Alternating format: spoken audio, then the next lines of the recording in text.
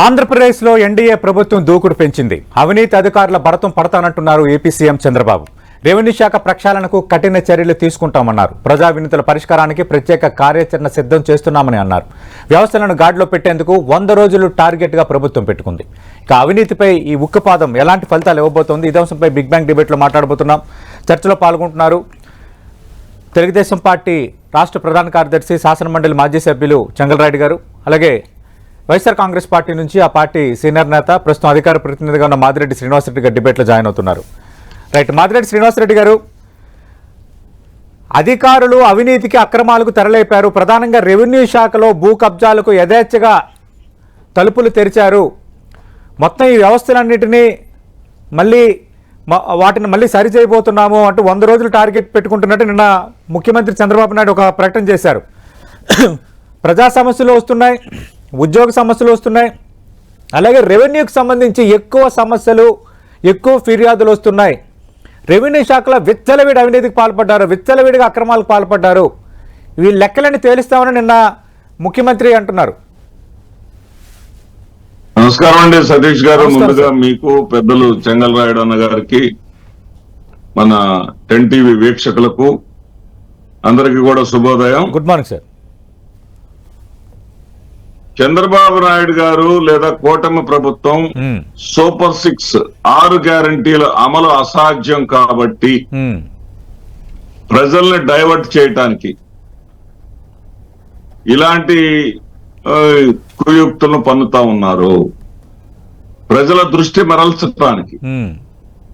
ఇప్పుడు ఎక్కడైతే కేసులు, రెవెన్యూ కేసులు అని చెప్పేసి చెప్తా ఉన్నారు, ఇలాంటి రెవెన్యూ భూదోపిడి జరిగింది అని చెప్పేసి ఒక దుష్ప్రచారాన్ని చేసి అధికారంలోకి వచ్చారు కాబట్టి దానిని నిజమేనని ప్రజలను నమ్మించాలి అని చెప్పేసి చేసేటటువంటిదే తప్ప, ఇప్పుడు ఉదాహరణకి కేసుల రీఓపెన్ అంటున్నారు సార్ వీళ్ళు.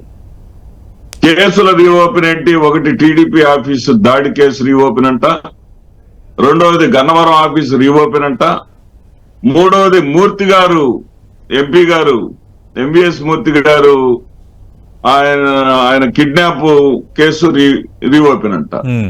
ఇవన్నీ ఈ కేసుల రీఓపెన్ గురించి ఇక్కడ వ్యవస్థలు అనేవి అధికార పార్టీకి గులాంగిరి చేస్తాయనేది ఈ రోజున గత ప్రభుత్వం వైఎస్ఆర్సీపీ ప్రభుత్వం చేసింది. వైఎస్ఆర్సీపీ ప్రభుత్వంలోనే రుజువు అవ్వలేదు, చంద్రబాబు నాయుడు గారి ప్రభుత్వంలో అంతకన్నా ఎక్కువగా రుజువైంది. ఎందుకంటే అప్పటి ఎలక్షన్ కమిషనర్, రాష్ట్ర ఎన్నికల కమిషనర్ అయినటువంటి నిమ్మగడ్డ రమేష్ కుమార్ గారు 2018లో జరపాల్సినటువంటి ఎన్నికలను, స్థానిక సంస్థల ఎన్నికలను ప్రజాస్వామ్య స్ఫూర్తికి విరుద్ధంగా చంద్రబాబు నాయుడు గారి సూచనల మేరకు ఎన్నికలు జరపకుండా వాయిదా వేశారా లేదా? వ్యవస్థలన్నిటినీ కూడా వాళ్ళ గుప్పిట్లో పెట్టుకున్నారా లేదా? అదేవిధంగా పోలీసులని ఈ రోజున గత పాలకుల చేతుల్లో ఉన్నారు పోలీసులు అని చెప్పేసి పోలీసుల్ని తక్కువగా చేసి చూడటం, వాళ్ళ మానసిక స్థైర్యాన్ని దెబ్బతీయటం చాలా తప్పు అంటున్నాను. ఆ రోజున మా తప్పును కూడా నేను ఒప్పుకుంటున్నా. ఎన్టీఆర్ కార్యాలయంపై, తెలుగుదేశం పార్టీ ఆఫీస్ పై దాడి చేసిన వాళ్లను ఆ రోజున అరెస్టు చేయకపోవటం తప్పే. అదేవిధంగా ఈ యొక్క ఐపీసీ, పిఆర్సీ సెక్షన్స్ అనే ఐపీసీ గన్నవరం, అలాగే రాయలసీమలో కొన్ని ప్రాంతాల్లో చాలా చోట్ల టీడీపీ కార్యాలయాలపై దాడులు జరిగాయి కదా. అదే సార్, ఇది ఇప్పుడు ఆ రోజున అరెస్ట్ చేయకపోవటం తప్పే. ఈ రోజున ఇప్పుడు ఏదైనా సరే సార్, ఒక దానికి మనం కంప్లైంట్ ఇచ్చడానికి ఒక కాల వ్యవధి అనేది ఉంటుంది. సాధారణంగా ఏ అంశానికైనా సరే ఇంత కాల వ్యవధి అయిన తర్వాత దాని మీద దృష్టి పెట్టడం అంటే, ఆ రోజు అరెస్టు చేయకపోవటం ఎంత తప్పో, ఈ రోజు మళ్ళీ వాళ్ళని అరెస్ట్ చేయాలని చూడటం కూడా అంతకన్నా పెద్ద తప్పు అనే విషయం తెలుగుదేశం తెలుసుకోవాలి. తెలుగుదేశం పార్టీ ఇది వెండెట్టా పాలిటిక్స్ కోసమే మేము ఈ పనులు చేస్తున్నాం అనేది ప్రజలు అనుకుంటున్నారు. మేం కాదు, ఇక్కడ మేము ఆరోపణ చేయట్లా. ప్రజలు ఈ ఆంధ్రప్రదేశ్ రాష్ట్రంలో చదువుకున్న వాళ్ళు అంటే పిహెచ్డి చదువుకున్న వాళ్ళ దగ్గర నుంచి కూడా ఉమ్, సామాన్య కూలీలు, అదే విధంగా ఏ అక్షర జ్ఞానం లేని వాళ్ళు కూడా ఉమ్. ఈ ప్రభుత్వం ఇచ్చినటువంటి హామీలు అమలు జరపడం అంటే కోసం, మాధురెడ్డి గారు ఖచ్చితంగా ఈ హామీల అమలును కోసం ఎదురు చూస్తా డైవర్ట్ ఉన్నారు. చేయడానికే ఇలా చేస్తున్నారు అంటున్నారు. అది నేను ఖచ్చితంగా చెంగల్రాయుడు గారిని అడుగుతాను. కానీ మీ హయాంలో తెలుగుదేశం పార్టీ కార్యాలయాలపై దాడులను సమర్థించుకుంటున్నారా? అది కరెక్ట్ అని అంటున్నారా? దాడులు ఏదైతేగా చేసి అప్పుడు సరైన చర్యలు తీసుకోకుండా ఇప్పుడు ప్రభుత్వం ఆ కేసులు రీఓపెన్ చేస్తే ఇది పొలిటికల్ వెండేట అంటే అప్పుడు మీరు దాడులు చేయడం అది పొలిటికల్ వెండేట కాదా? అప్పుడు మీరు దాడులు చేయడం కరెక్టా? ఇది వ్యవస్థలను నిర్వీర్యం చేయటం అంటాను నేను. అప్పుడు పోలీసులు వాళ్లే, ఇప్పుడు ఉన్న పోలీసులు వాళ్లే. అప్పుడు పోలీసులు ఆ ప్రభుత్వం చెప్పినట్టుగా చేస్తున్నారు. అంటే అప్పుడు మీరు దాడి ఇప్పుడు చేసినప్పుడు పోలీసులు ఈ ప్రేక్షక ప్రభుత్వం పాత్ర చెప్పినట్టుగా పోషించడం చేస్తున్నారు అది అంటే వ్యవస్థను ఏ విధమైన దుర్వినియోగం సందేశాన్ని చేసినట్టు మీరు కాదా? సమాజానికి ఇస్తున్నారు? ప్రజలకు ఏ విధమైన మీరు సందేశాన్ని అధికారంలో ఇస్తున్నారు? ఉన్నప్పుడు మీ పార్టీకి సంబంధించిన నేతలు తెలుగుదేశం పార్టీ కార్యాలయాలపై దాడులు చేసేటప్పుడు పోలీసులు ప్రేక్షక పాత్ర పోషించడం అది అధికార దుర్వినియోగం కాదా? ఇప్పుడు పోలీసులు ఇక్కడ మళ్ళీ ఆ కేసులు రీఓపెన్ చేస్తే అది అధికార దుర్వినియోగం ఎలా అంటారు? రీఓపెన్ చేయటం ముమ్మాటికి అధికార దుర్వినియోగమే, వెండెట్టా పాలిటిక్సే. ఉమ్, ఎందుకంటే ఆ రోజున పత్రికా స్వేచ్ఛ గురించి, టీవీల స్వేచ్ఛ గురించి బ్రహ్మాండంగా ఉపన్యాసాలు ఇచ్చారు. ఉమ్, ఈ రోజున 10 టీవీ, టీవీ9, సాక్షి టీవీ, ఎన్టీవీ ఉమ్. గ్రామీణ ప్రాంతాల్లో రావట్లేదు. మా నగర ప్రాంతాల్లో అంటే మాకు అందరికీ కూడా ఇవి ఉన్నాయి, డిష్ యాంటీనాస్ ఉన్నాయి, మాకు వస్తున్నాయి. కానీ గ్రామీణ ప్రాంతాల్లో ఎవరైతే వాళ్ళు సప్లై చేస్తారో వాళ్ళ మీద మెడ మీద కట్టి పెట్టి ఈ ప్రసారాలు, ఈ 4 ఛానళ్ల ప్రసారాలు చేయడానికి వీల్లేదు అన్నారు. ఇది మా వెండెట్టా ఛానల్ చాలా పాలిటిక్స్ చోట్ల వస్తుంది కాదండి. సార్, ఇష్యూస్ ఏమీ లేవు అంతగా. నేను మా చెంగల్రాయుడు గారి కూడా మాట్లాడతాను. చెంగల్రాయుడు గారు కేవలం సూపర్ 6 హామీలు ఇచ్చి ఆ హామీల నుంచి డైవర్ట్ చేయడానికే ఈ 100 రోజుల్లో భరతం పడతాం, అలాగే రెవెన్యూ శాఖలో ఎక్కువ కంప్లైంట్లు వచ్చాయి, అధికారుల సంగతి చూస్తామని ఈ తరహా ప్రకటనలు చేస్తున్నారు. ఇది పక్కాగా ప్రజల దృష్టిని మరల్చే ఒక ప్రయత్నం. ఇది వైఎస్ఆర్ కాంగ్రెస్ పార్టీ ఆరోపణ. చెంగల్రాయుడు గారు. సతీష్ గారు, మీకు 10 టీవీ ప్రేక్షకులకు, మా మిత్రులు శ్రీనివాసరెడ్డి గారికి అందరికీ నమస్కారం అండి. నమస్తే అండి. శ్రీనివాసరెడ్డి గారు కొన్ని నిజాలు ఒప్పుకున్నారు. తెలుగుదేశం పార్టీ కార్యాలయం మీద అటాక్ చేయటం అనేది మా వాళ్ళు చేసిన తప్పన్నారు. కానీ వీడియోలో కూడా కొన్ని పేర్లు వచ్చాయి, అందరూ చూశారు, ఆ పేర్లు మిస్ అయినాయి. ఛార్జ్ షీట్ ఫైల్ చేయాలంటే పూర్తి ఇన్వెస్టిగేషన్ జరగాల. ఇన్వెస్టిగేషన్ జరగాలంటే కేసు క్లోజ్ చేసినా కూడా రీఓపెన్ చేసి ఇన్వెస్టిగేషన్ పూర్తి చేస్తున్నటువంటి విషయాన్ని సిఆర్పిసిలో కానీ ఐపీసీలో కానీ ఉన్నదన్నటువంటి విషయాన్ని మా శ్రీనివాసరెడ్డి గారు గుర్తుపెట్టుకోవాలా.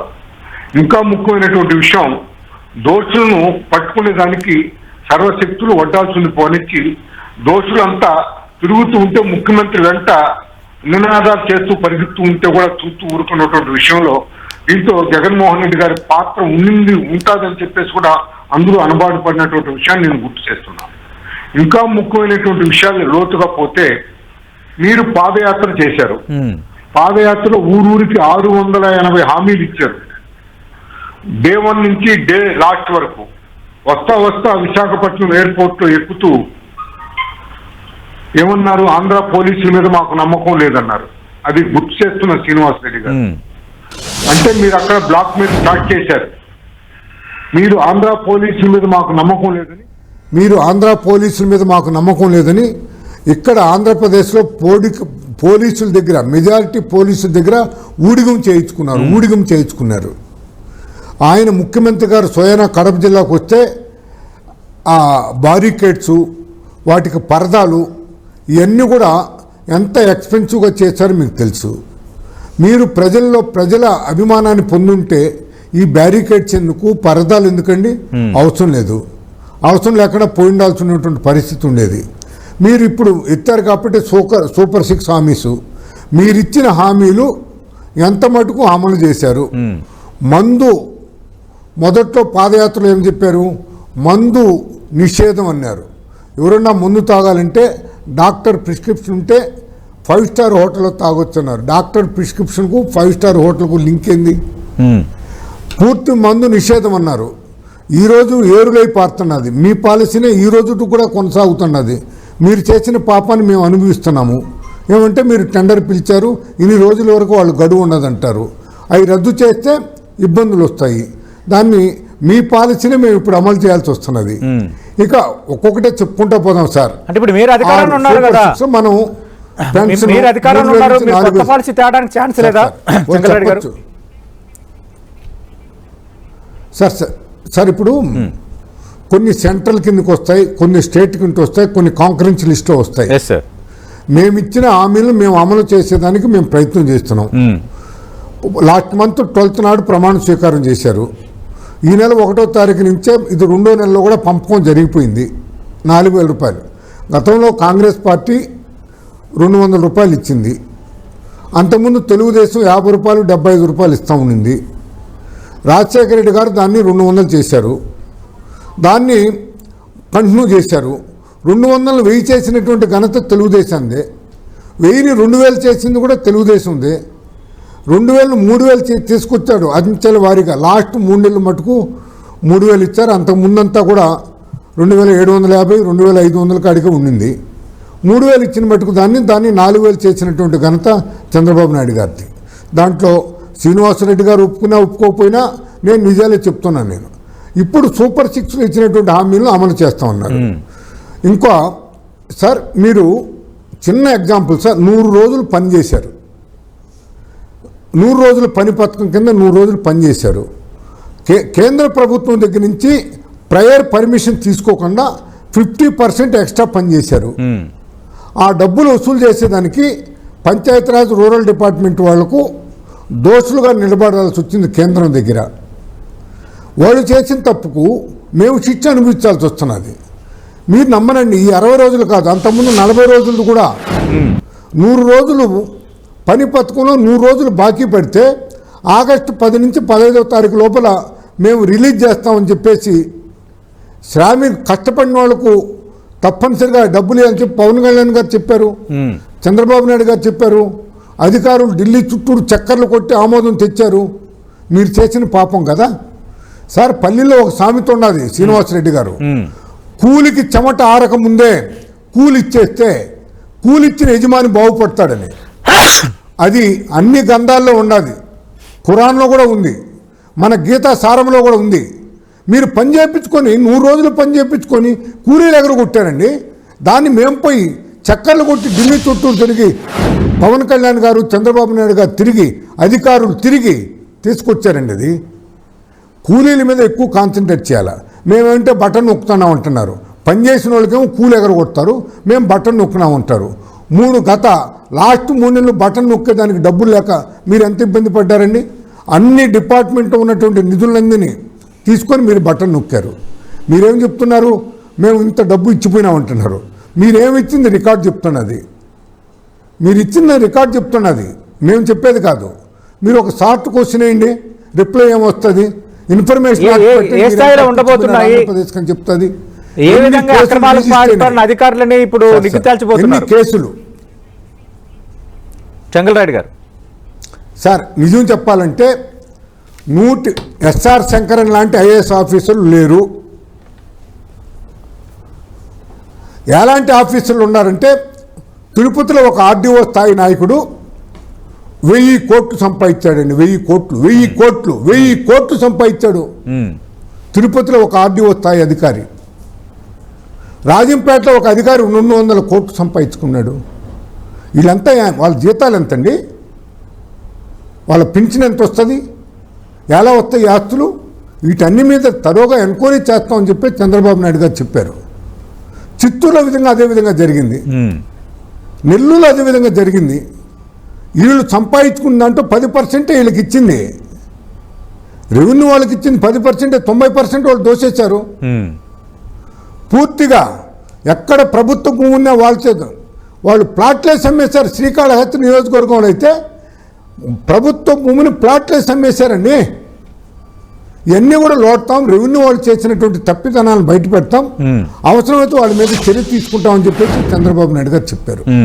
అంత తప్ప వేరేదేం లేదు. తప్పు చేయని వాళ్ళకి ఎందుకండి. ఎయిర్పోర్ట్ చుట్టూరు అమ్మేశారండి. తిరుపతి ఎయిర్పోర్ట్ చుట్టూరు వాళ్ళ తాతగారు సొత్తు అయినట్టు అమ్మేసుకున్నారు, ప్లాట్లు వేసుకుని అమ్మేసుకున్నారు. ఎక్కడండి, వైజాగ్ దగ్గర పోండి, ఎంటైర్ కడప జిల్లా ముఠా అంతా వైజాగ్లో కాపురం ఉంటున్నది. కడప జిల్లాలో 10% వైసీపీ నాయకులంతా వైజాగ్లో కాపురం ఉంటున్నారు. ల్యాండ్ గ్రాబింగ్, దేవస్థానం భూములు కూడా ఆక్యుపై చేసేసారు. వాటి మీద కూడా కాన్సన్ట్రేషన్ జరుగుతున్నది. ఓకే, అక్కడ ఇక్కడ అనేది లేదండి. ఓకే, కావల్లో అయితే సార్ కావల్లో మీరు చేసిన పని లేదండి. లేదు, తూర్పుగోదావరి జిల్లాలో హౌస్ సైట్కి మీరు ఆడిచ్చారు, ఒక సరోవరంలో ఇస్తారు, దాన్ని బూడ్చేదానికి మట్టి తోలుతారు, 2 లక్షలతో కొంటారు, 28 లక్షలతో హౌసింగ్ డిపార్ట్మెంట్కి అమ్ముతారు. కావల్లో వచ్చేసి 1.5 లక్షలు తీస్తారు ఎకరా, 30 లక్షలకు అమ్ముతారు హౌసింగ్ కు. ఏమండి మీరు ఎట్టా ఏ విధంగా నోటిఫికేషన్ అన్న ఇచ్చేది లేదా? ఓకే సార్, నేను కోడులో కృష్ణబాబు గారు మా కలెక్టర్గా ఉన్నప్పుడు ఎంటీ కృష్ణబాబు నేను ఎకరం 5 లక్షల రూపాయలు ఇస్తానండి, మీరు ఒక 25 ఎకరాలు తీసుకోండి, మన ఐఏఎస్ అదే సార్ తీసుకోండి సార్ అంటే 5 లక్షలు ఎక్కువ అండి అన్నాడు. దాని పేరు కొత్త కోడూరు అండి. 25 ఎకరాలు తీసుకొని 650 మందికి పట్టాలు ఇచ్చానండి 5 లక్షలతో. ఓకే, రైతులను ఒప్పించి. ఈరోజు 5 కోట్లు ఉన్నది ఎకరం, 5 కోట్లు ఎకరం. నమ్మండి శ్రీనివాసరెడ్డి గారు, మీరు రండి. ఓకే, కోడూరులో కొత్త కోడూరు విలువ ఎకరం 5 కోట్లు. ఓకే సార్, 2.5 సెంట్ ఇచ్చాం. ఓకే, ఈరోజు 25 లక్షలు ఎకరం. ఇవన్నీ ప్రజా బాహుళ్యాన్ని దృష్టిలో పెట్టుకొని మనం మాదిరెడ్డి శ్రీనివాసరెడ్డి గారు, మీరు ఏమీ జరగలేదు లేకుండా మీరేం చేతిలో తీసుకోలేదని మీరు అంటున్నారు. మొత్తం జిల్లాల వారీగా, నియోజకవర్గాల వారీగా కొన్ని కేస్ స్టడీస్ ని, కొన్ని ఇష్యూస్ ని ఏకరో పెడుతున్నాం. మనం చూసాం చెంగల్రాయుడు గారు ఎక్కడెక్కడ ఏ విధంగా చేశారనేది. చంగల్రావు నాయుడు గారు అసలు రెవెన్యూ శాఖ అవినీతిగా పాల్పడలేదు మీ హయాంలో. ఈనాడు ఆంధ్రజ్యోతుల్లో రాసినటువంటి కథనాలని ఇక్కడ మళ్ళీ రిపీట్ చేస్తున్నారండి. మరి మదనాపల్లి ఘటన సమాధానం ఏంటి సార్? మాదిరెడ్డి గారు అదే నిజమైతే మదనాపల్లి ఘటన పైన మీ సమాధానం ఏంటి? రెవెన్యూ శాఖ ఎంత దారుణంగా నిర్వీర్యం చేశారో మదనాపల్లి ఘటన ఉదాహరణ. నిన్న స్వయంగా ముఖ్యమంత్రి చంద్రబాబు నాయుడు చేసిన ప్రకటన. ప్రభుత్వం చూపిస్తున్నటువంటి ఉత్సాహం ఏదైతే ఉందో మదనపల్లి విషయంలో వాస్తవంగా బాధితులుగా వచ్చినటువంటి వాళ్ళు కేసు స్టడీ కింద కేసు మా భూమి దెబ్బతిన్నదండి అని చెప్పిన వాళ్ళు 9 మంది మాత్రమే. వీళ్ళు 100లాది మందిని అక్కడ ప్రొజెక్ట్ చేశారు. అది ఒక డైవర్షన్ పాలిటిక్సే. అక్కడ కూడా ఏదో జరిగిపోయింది అనేటటువంటి ఒక విషయాన్ని చెప్పటమే. ఇక్కడ నాకు కోతవేటు దూరంలో అమీనాబాద్ అనే ఊరుందండి. అమీనాబాద్ ఊరిలో నీరు చెట్టు కార్యక్రమం కింద చుట్టూ కట్ట మీద, చెరువు కట్ట మీద కాస్త మట్టి పోసి దాని మీద ఆ కట్ట పైన కొబ్బరి చెట్లు నాటి 70 కోట్ల బిల్లు చేసుకున్నటువంటి చరిత్ర తెలుగుదేశం పార్టీ. అవినీతికి చిరునామా ఏదన్నా ఉందంటే తెలుగుదేశం పార్టీ. 2 ఎకరాల పొలం నుంచి లక్షల కోట్లకు అధిపతి ఎవరైనా అయ్యారంటే చంద్రబాబు నాయుడు గారు. ఈ రాష్ట్రంలోని ఏ చిన్న పిల్లవాడిని అడిగినా చెప్తారు అవినీతి గురించి, భూ కబ్జాల గురించి. తెలుగుదేశం పార్టీ వాళ్ళు మాట్లాడితే దెయ్యాలు వేదాలు వాళ్ళు ఇచ్చినట్టుగా ఉంటుందండి. అది చెంగల్రాయుడు గారు లాంటి పెద్దలకు వర్తించదు. కానీ తెలుగుదేశం పార్టీలో ఉన్న వాళ్ళు ఇక్కడ అక్కడ దాకెందుకండి? అమరావతి భూ కుంభకోణం సంగతి ఏంటి? దాని మీద విచారణ జరపమనండి. అమరావతిలో అసైన్డ్ ల్యాండ్స్ ఏ విధంగా చేతులు మారింది, వేల కోట్ల రూపాయలు ఎట్లా చేతులు మారింది. మీరు 2019లో ఆ తర్వాత కూడా ఇదే ఆరోపణ చేశారు. తెలుగుదేశం పార్టీ వాళ్ళ చేతుల్లోకి ఎలా వచ్చింది? వీటి మీద విచారణ చేయమని మమ్మల్ని ఎక్కడ విచారణ చేయని ఇచ్చారు సార్? వీళ్ళు గ్యాగ్ ఆర్డర్లు తెచ్చుకొని అసలు విచారణ చేయనీయకుండా వాళ్ళు వ్యవస్థలు మేనేజ్ చేస్తే అసలు కనీసం విచారణ కూడా చేయనీయకుండా వ్యవస్థలు మేనేజ్ అడుగుతున్నా. గత ఎన్నికల్లోనూ ఆరోపణలు చేశారు. అదేవిధంగా ఒక ముఖ్యమైన విషయం, ప్రభుత్వం 5 ఏళ్ళు మీరే ఉన్నారు, ఖచ్చితంగా ఈ ప్రశ్న తలెత్తుంది కదా. అమరావతిలో భూ కుంభకోణం జరిగింది, రియల్ ఎస్టేట్ కోసం చేతులు మారాయి అని ఆరోపణ చేసినప్పుడు మీరు ఏం తేల్చారన్న ప్రశ్న కూడా ఆటోమేటిక్ వస్తుంది కదా. అవును సార్, మేము ఎంత కష్టపడ్డా గానీ అక్కడ ఉన్నటువంటి సుప్రీంకోర్టు స్థాయికి వెళ్లి గ్యాగ్ ఆర్డర్ తెచ్చుకున్నారు వీళ్ళు. విచారణ జరగడానికి వీలు లేకుండా గ్యాగ్ ఆర్డర్ తెచ్చుకున్నారు. తర్వాత సుప్రీంకోర్టు ఇది చేసింది వాళ్ళని కూడా అసలు విచారణ జరగకూడదు అంటే ఏంటి, గ్యాగ్ ఆర్డర్ ఇవ్వటం ఏంటి అని కూడా వాళ్ళని ప్రశ్నించడం జరిగింది. ఎక్కడ ముందుకు పోనిచ్చారు సార్ వీళ్ళు? ప్రతి దానికి అది బిల్ అని వేస్తారండి, ప్రజా ప్రయోజనాల వ్యాజ్యం అని వేస్తారు. 100లాది వ్యాజ్యాలు వేసి పరిపాలన ముందుకు సాగకుండా వీళ్ళు అడ్డుపడినటువంటి విషయం వాస్తవంగా వీళ్ళు అర్థం చేసుకోవాలి. ఇక్కడ ఏంటంటే వినతులు విపరీతంగా వస్తున్నాయని చెప్తా ఉన్నారు. జగన్మోహన్ రెడ్డి గారి దగ్గరికి చంద్రబాబు నాయుడు గారు, పవన్ కళ్యాణ్ గారు, లోకేష్ గారి దగ్గరకు వచ్చిన దానికన్నా కొన్ని రెట్లు ఎక్కువ మంది వస్తా ఉన్నారు. రోజుకి 1000 మందికి తగ్గకుండా జగన్మోహన్ రెడ్డి గారి మాదిరెడ్డి గారు ఇది కూడా కంపారిజన్ చేసుకుంటారా? ఇది కూడా కంపారిజన్ చేసుకుంటారా? ఎక్కువగా వినతులు వస్తున్నాయి. ఆ వినతులకు సంబంధించి అందరూ అమరావతి రాలేరు కాబట్టి జిల్లాల్లో మంత్రులు, నియోజకవర్గాలు, ఎమ్మెల్యేలు వినతులు పరిష్కరిస్తారు. దానికి ఒక టార్గెట్ టైం పెట్టుకున్నాము, దానికి ఒక స్పెసిఫిక్ గా ఒక కార్యాచరణ రూపొందిస్తున్నాం. ఇది నిన్న ముఖ్యమంత్రి స్పష్టం చేసిన మాట. నేను కూడా విన్నాను సార్. దాన్ని కూడా మీరు కంపారిజన్ చేసుకుంటారు. జగన్మోహన్ రెడ్డి కలవడానికి ఎక్కువ మంది వస్తున్నారు, చంద్రబాబు నాయుడు, లోకేష్, పవన్ కళ్యాణ్ కలవడానికి తక్కువ మంది వస్తున్నారు. Is it correct? ఒక విషయం చెప్తాను సార్ సతీష్ గారు, ఒక విషయం చెప్తాను. మా ప్రతిపాడు కాన్స్టిట్యున్సీలో చంద్రబాబు నాయుడు సామాజిక వర్గానికి చెందిన వాళ్ళు దళితుల భూములను ఆక్రమించుకోవడానికి వాళ్ళు సిద్ధమైతే, కూటమి అధికారంలోకి వచ్చిన వెంటనే వాళ్ళు సిద్ధమైతే, అక్కడ ఉన్నటువంటి శాసనసభ్యుడు దళిత సామాజిక వర్గానికి చెందినటువంటి మాజీ ఐఏఎస్ రామాంజనేయులు గారు ఆ దళితుల వైపు నిలబడ్డారు. దళితుల వైపు నిలబడితే ఈ పంచాయతీ చంద్రబాబు నాయుడు గారి దగ్గరికి వెళ్ళింది. చంద్రబాబు నాయుడు దగ్గరికి పంచాయతీ వెళ్ళింది కాబట్టి వీళ్ళు వెనక్కి తగ్గారు. చంద్రబాబు నాయుడు గారి దగ్గరికి కానీ పంచాయతీ వెళ్ళకపోయి ఉన్నడితే ఈ రామాంజనేయులు గారిని కూడా పక్కకు నెట్టేసి వాళ్ళు ఈ పాటికి దళితులందరినీ తోసి చేసేవాళ్ళు. వీళ్ళు చేస్తున్నటువంటి దుర్మార్గాలు ఏంటో, వీళ్ళు చేస్తున్న అధికారంలోకి వచ్చిన వెంటనే కబ్జాలకి నాంది పలికారు. గతంలో ఇక చేసినటువంటివన్నీ కూడా వీళ్ళకి చేసినప్పుడు కూడా చంద్రబాబు నాయుడు గారు సపోర్ట్ ఉంది అనేటటువంటి ఆలోచనతో వాళ్ళు ఉన్నారు. ఇప్పుడైతే చంద్రబాబు నాయుడు గారు మా మీద నిందలు వేస్తున్నారు కాబట్టి వీళ్ళని కొంచెం తగ్గమని చెప్పి ఉంటారు. ఇప్పటికే 13 శాసనసభ్యుల మీద నివేదికలు ఆయనకు అందాయి. ఆ నివేదికల మీద ఆయన కొంచెం మీరు తగ్గమని చెప్పేసి అక్కడ వాళ్ళ మీటింగ్ లో కూడా చెప్పాల్సినటువంటి పరిస్థితులు ఎందుకు వచ్చినాయి, అందుకే వచ్చినాయి. చంగల్రెడ్డి గారు ఒక విషయం సార్, ఇక్కడ ఒక ప్రధానమైనటువంటి విషయం అండి, మద్యం విషయం అన్నగారు ఎత్తారు. రైట్, అది కూడా మాట్లాడదాం సార్. మరి సబ్జెక్ట్ డైవర్ట్ అవుతుంది సార్, సబ్జెక్ట్ డైవర్ట్ అవుతుంది. దయచేసి మన రెవెన్యూ అలాగే అక్రమాలు పాల్పడిన అధికారులపైన చర్యలు అనేది మెయిన్ సబ్జెక్ట్. మళ్ళీ చంగల్రెడ్డి గారు మాట్లాడిన తర్వాత మీకు ఛాన్స్ ఇస్తాను. చంగల్రెడ్డి గారు సార్ మాట్లాడండి సార్. చంగల్రెడ్డి గారు, సతీష్ గారు మాట్లాడండి సార్. ఇప్పుడు శ్రీనివాసరెడ్డి గారు, నేను మదనపల్లి ప్రస్తావనే తెచ్చింది శ్రీనివాసరెడ్డి గారు. దాని గురించి ఎలాబరేట్ చేసింది సతీష్ గారు.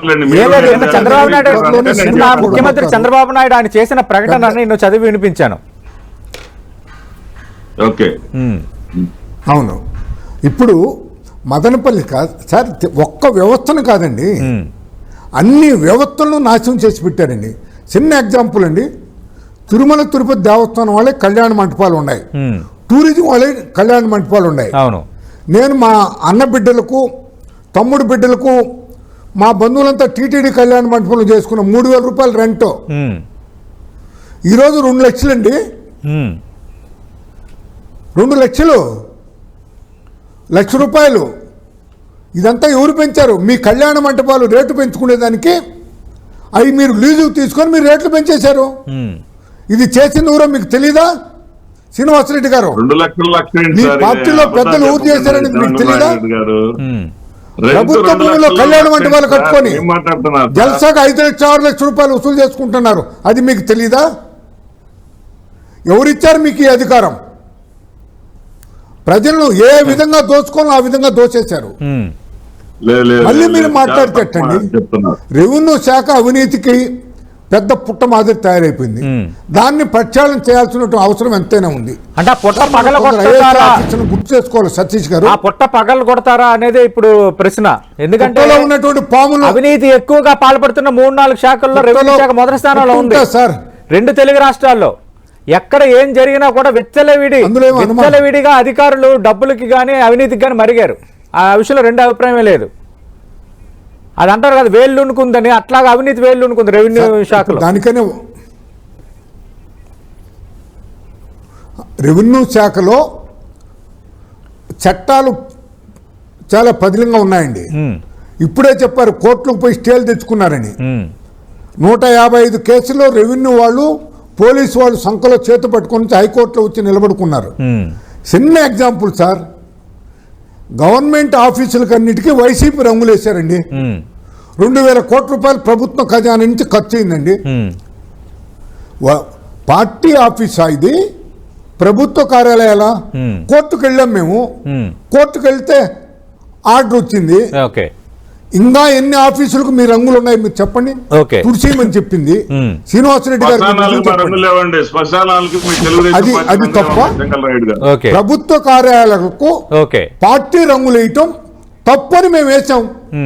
హైకోర్టు సమర్థించింది. మీరు సుప్రీంకోర్టు కూడా వెళ్ళారు. ఏమైంది? ప్రభుత్వం వేరు, పార్టీ వేరు.